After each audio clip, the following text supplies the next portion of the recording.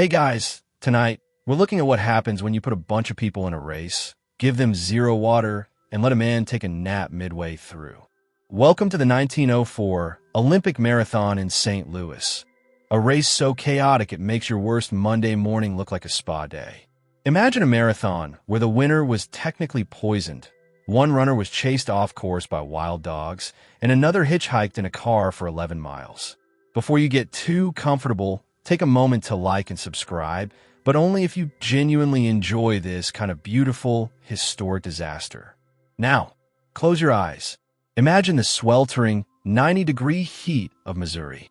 The air is thick with dust, and everyone is about to make a very big mistake.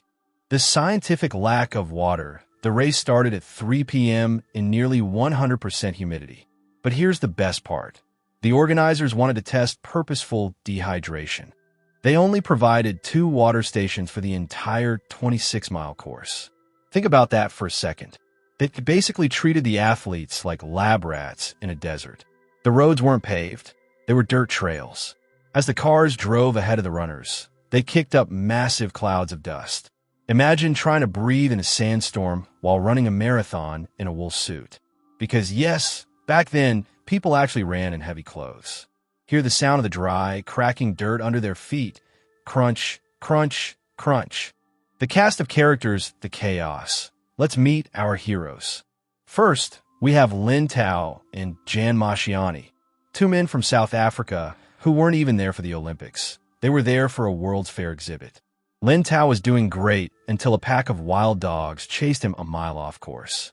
Then there's Anderin Carvajal, a Cuban mailman who raised money for his trip by running across Cuba. He arrived in his street clothes, cut his pants and his shorts with scissors, and then stopped mid-race to eat some rotten apples because he was hungry. He got a stomach ache and took a nap. Oh nope, during the Olympics. And he still finished 4th. The winner and the poison. Then there's Thomas Hicks. About 10 miles from the finish, Hicks wanted to quit. His trainer said no. Instead of water, they gave him a mixture of egg whites and strychnine. Yes, rat poison. It was meant to be a stimulant. They also gave him a few swigs of brandy. By the end, Hicks was hallucinating, his skin was gray, and he was basically a zombie being carried across the finish line by his trainers. He won only because the guy who actually finished first, Fred Loers, had hitchhiked in a car for 11 miles and was disqualified. Fred said it was just a joke. Classic Fred. The silence after the storm, after the race. Most of the runners were hospitalized.